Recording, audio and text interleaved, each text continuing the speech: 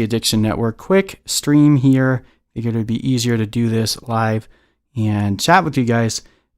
Lots of people obviously getting excited for fantasy football. Actually been kind of trending downwards in the amount of people actually searching for it right now. And I think I understand why.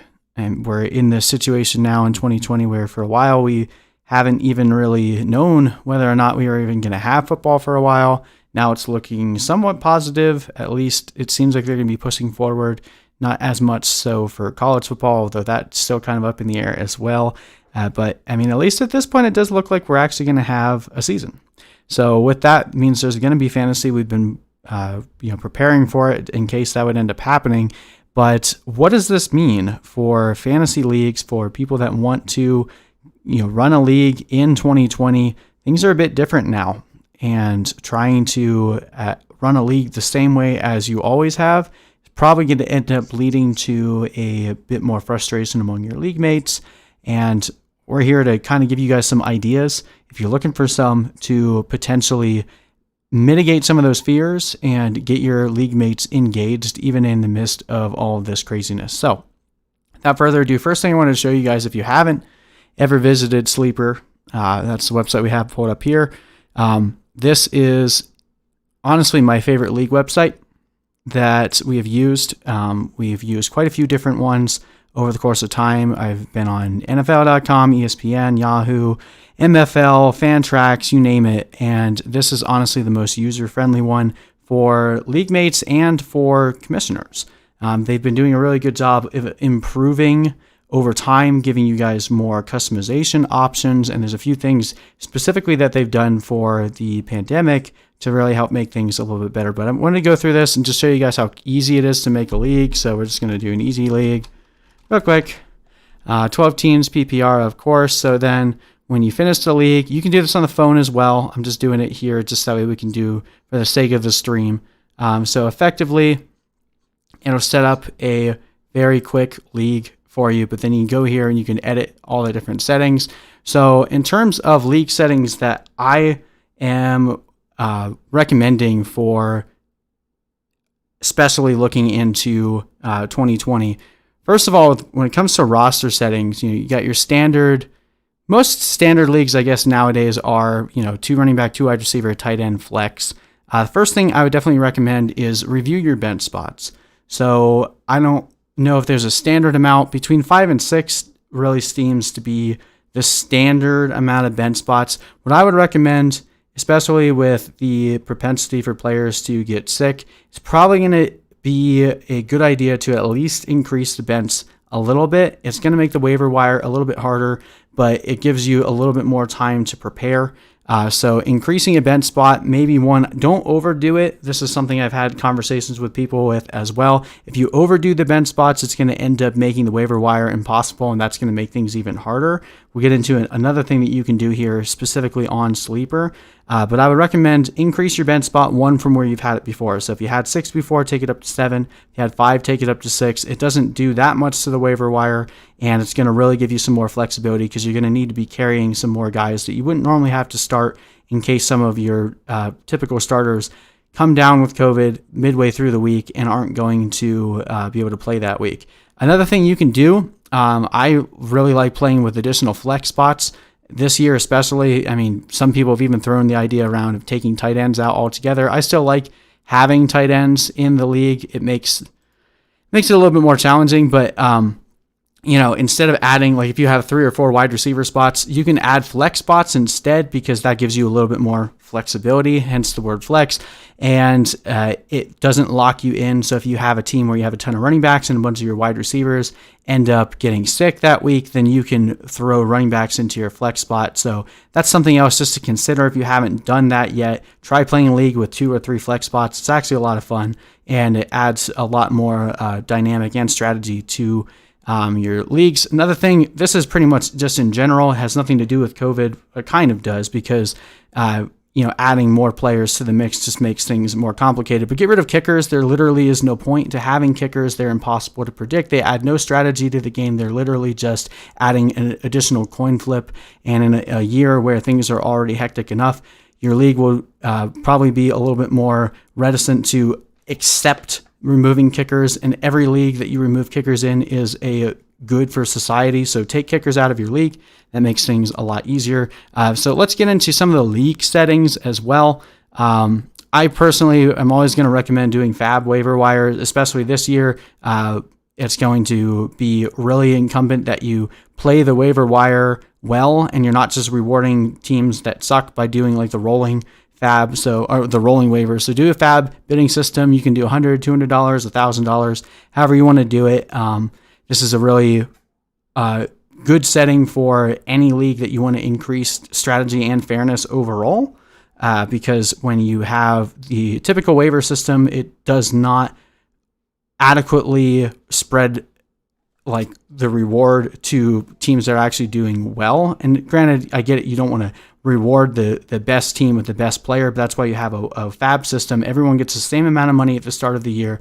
It's fair for everybody. It doesn't matter whether you're doing good or bad. You need to prioritize that money appropriately. We can go into more depth on that later, but the one thing I really want to get into here, especially with sleeper, is this injured reserve slots. Now, typically injured reserve is something that is a bit more usable in a dynasty league because you have players that end up going on IR, missing the majority of the year. In a traditional redraft league, if a player's out, you're going to miss pretty much all of their production, so it doesn't really help you too much. But in a dynasty league, it helps to have an extra slot to move a player over without having to take up a roster slot all year. Well, what's really cool on Sleeper, you can actually add these injured reserve slots. And as you see here, there's this option here to allow players with COVID-19 on IR. So basically what that means is you can add additional slots to each team.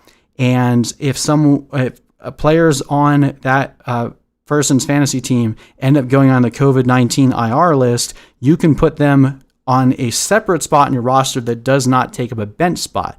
And that is going to be pivotal if you want, and that's another reason why I don't recommend adding too many bench slots. So if you put one extra bench slot, it's still going to keep the waiver wire competitive. But then if you have one or two league mates in your league that just have a really bad week where 4 or 5 of their guys come down with COVID-19, they at least have some flexibility to add players on the waiver wire without having to drop studs. Because if they had to try to find 4 or 5 guys to drop, someone's going to get dropped that really shouldn't.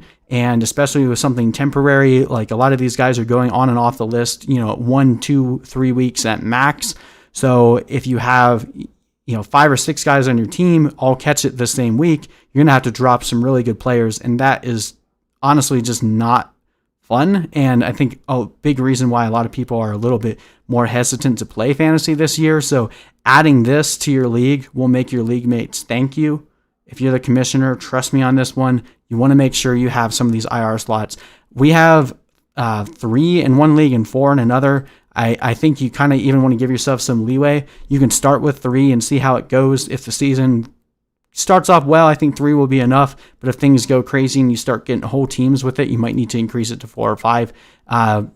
You're just going to have to really keep your thumb on it this year because the season is changing. Everything is changing constantly. So if you want to commish a successful league, just be on the ball this year and be committed to adjusting as things come around.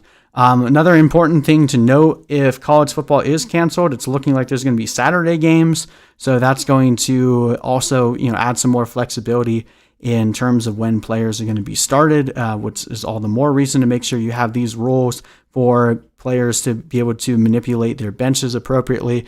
There's another setting down here that I always like to have.